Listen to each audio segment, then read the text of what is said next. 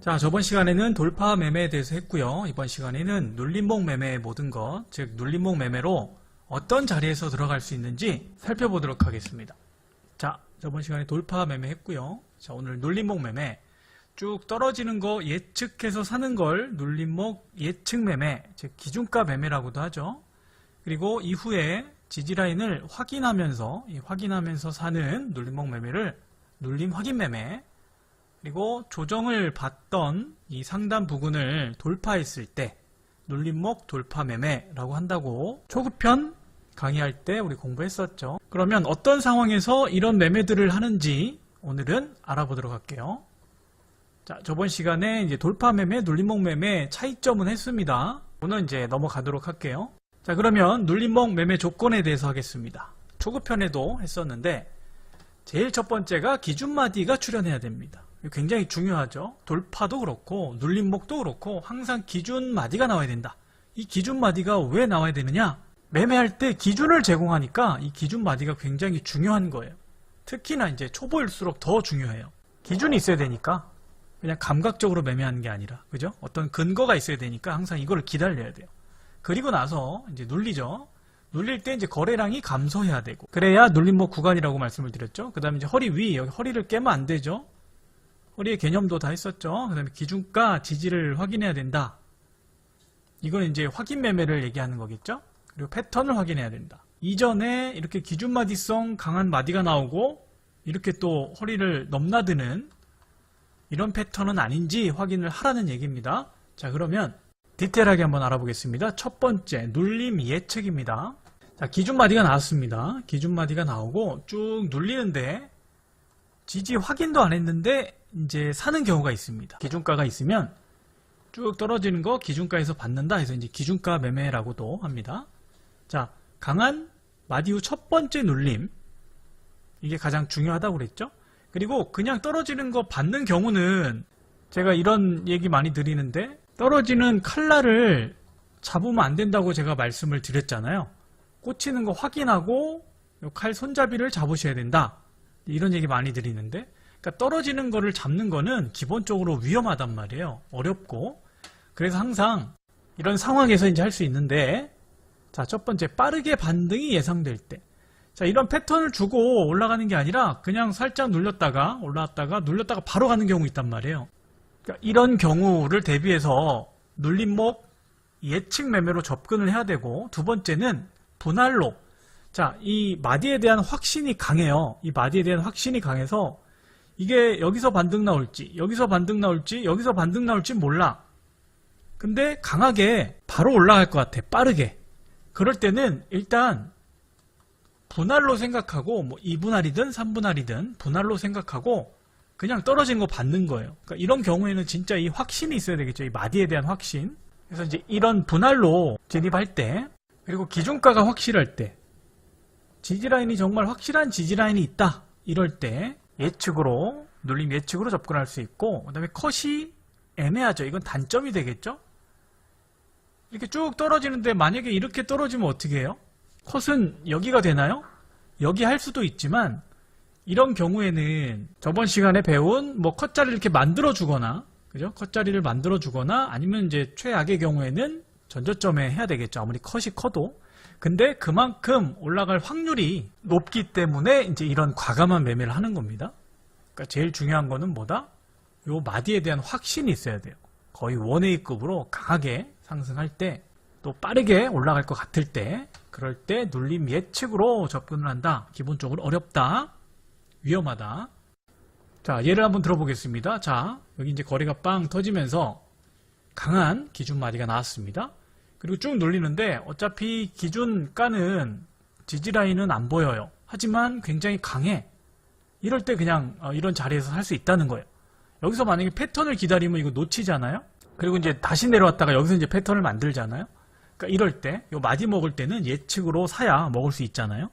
그러니까 이 마디에 대한 확신이 있을 때 그냥 눌리는 거 사가지고 급등하면 바로 익절, 다이렉트로 올라가면 그냥 홀딩할 수 있고, 그리고 컷자리는 여기인데 여기서 아마 이렇게 만들어 주거나 하면 컷을 여기서 나중에 설정하고 컷을 할 수 있다.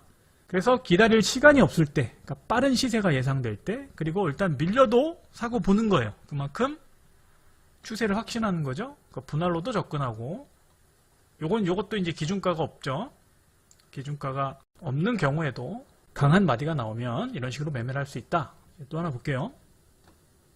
자, 얘도 보면, 자, 이 시세를 이제 확인을 했어요. 그리고 이제 기준가도 요 영역에 있죠. 요 영역에 이제 오니까 이런 자리 사는 거죠.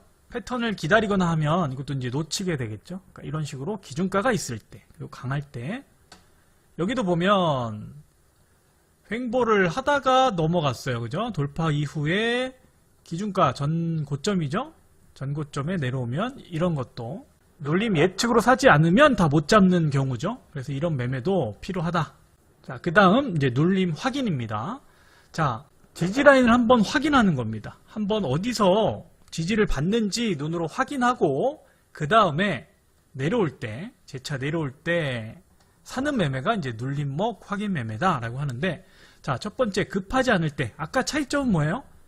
얘가 바로 올라갈 것 같아. 이렇게 어디서 급등할지는 몰라. 이럴 때는 그냥 떨어지는 거 산다고 그랬잖아요. 근데 눌림 확인은 급하지 않아. 아유, 가면 뭐 나 아쉽지 않아. 가도 어쩔 수 없어. 이제 이런 마인드. 그리고 나는 그냥 확인하는 거 볼래. 그리고 두 번째는 지지라인이 애매할 때, 너무 리스크가 크다라고 생각할 때 한번 그냥 어디서 리바운드가 나오는지 그 지지라인을 확인하는 겁니다. 그리고 놓쳤을 때, 강한데 쭉 떨어지는 걸 내가 못 봤거나 좀 주저주저 했어. 그럴 때 다시 내려올 때 눌림 확인으로 접근하는 겁니다. 그리고 초반 리스크 이후 편안함, 이게 무슨 얘기냐면, 얘가 보통 이제 여기서 사면 이제 짝꿍댕이 생각하면 돼요. 살짝 이제 공댕이 이렇게 들릴 때가 있어요. 그러니까 이런 데 잡아서 이제 컷을 여기다 두잖아요. 그럼 컷이 굉장히 짧아. 근데 이게 만약에 전고점을 돌파해서 쭉 가면 굉장히 또 큰 수익을 기대할 수 있어요. 그러니까 초반에 리스크 대비 큰 수익이 가능하다. 이런 얘기입니다. 컷이 짧으니까. 그 다음에 이제 분할로 마찬가지로 눌림 확인도 분할로 생각할 수 있어요. 이렇게 N자로 조정받을 수 있잖아요. 그죠? 이런 식으로. 그러니까 얘도 분할로 접근할 수 있고, 컷이 짧은 게 장점이다. 얘를 한번 보겠습니다. 자, 보시면은, 그죠? 얘는 첫 번째 지지를 확인하고 살짝 상승하다가 다시 눌립니다. 이럴 때 한번 지지를 확인했죠. 그러니까 이런 자리들에서 사는 겁니다. 이게 눌림목 확인.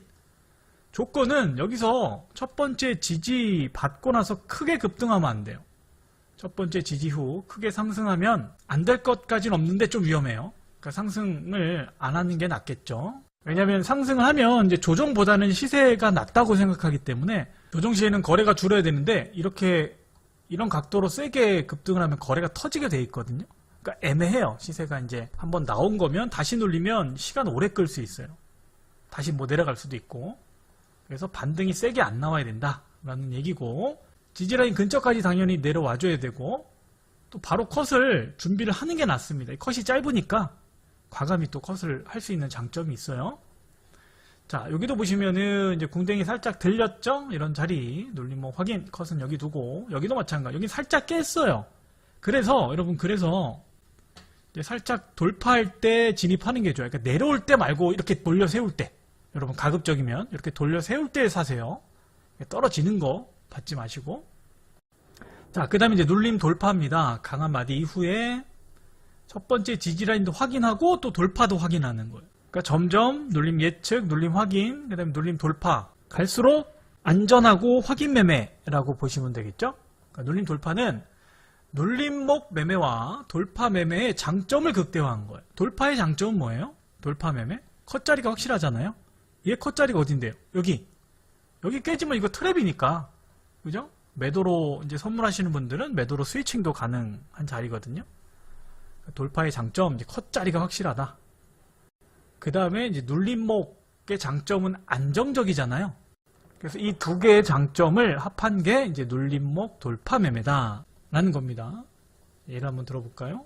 자, 쭉 떨어지는 거 잡는 게 눌림목 예측, 그리고 지지 확인하고 이런 자리 잡는 거, 이런 게 눌림목 확인 매매고, 그 다음에 돌파했죠? 돌파했고 여기도 돌파했어요. 이런 자리가 눌림목 돌파 매매. 그리고 여기는 뭐죠? 그럼 여기 잡는 거? 요건 돌파 매매. 이해하시죠?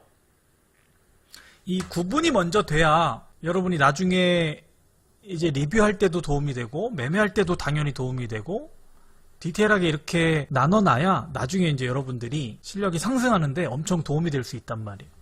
그래서 이제 이런 자리, 이런 자리와 이런 자리가 눌림 돌파 자리다. 컷 자리가 확실하고 비교적 안정적이다. 왜냐하면 얘는 그래도 상승했다가 이제 조정인지 하락인지는 아직 확인이 안 됐잖아요. 그죠? 상승했다가 눌리고 나서 사는 게 눌림 예측이잖아요. 아직 확인이 안 됐죠? 그리고 한번 확인이 됐다고 해도 시세가 지금 위쪽으로 분출된 게 아니기 때문에 언제든지 이렇게 미끄러질 수 있단 말이에요. 눌림 확인도. 그래서 눌림 돌파는 의지를 확인하고 사는 거기 때문에 비교적 확률도 높고 대신에 눌림 예측하고 눌림 확인보다는 수익이 작고 이렇게 급등했을 때 얘네는 이제 깡패 자리죠. 깡패 자리. 그냥 본청 걸어놓고 기다려도 되잖아요. 근데 이제 이런 자리에 산 사람들은 좀 불안하죠. 이렇게 내려오면. 그러니까 그런 장단점이 있다는 거 알아두시고. 자, 정리를 하면 이렇게 됩니다. 눌림 예측, 확인, 돌파 이렇게 정리를 해드렸고 어떤 상황에서 이런 매매를 해야 되는지까지 설명을 드렸습니다. 자, 여기서 여러분 이제 확인 매매, 예측 매매 제가 많이 말씀드리는데 확인 매매는 뭐예요? 확인하고 사는 거고 예측은 말 그대로 예측해서 사는 매매라고 말씀을 드렸잖아요. 근데 이제 눌림 여기 확인 매매도 내려오는 거 사는 거기 때문에 얘도 예측성이란 말이에요. 근데 이제 눌림 확인 매매라고 제가 이제 이름을 붙여서 이거를 또 이렇게 생각하시는 분이 있어요. 근데 얘는 이제 예측성으로 분류가 된다라는 것까지 알아두시면 될 것 같습니다. 그래서 저번 시간에 돌파, 이번 시간에 눌림목 매매까지 이렇게 정리를 했습니다. 매우 중요하니까 정말 여러분 매매할 때 한번 분석해보시고 디테일하게 이런 영역에서 한번 매매를 해보셨으면 좋겠습니다. 다음 시간에 또 뵙도록 할게요.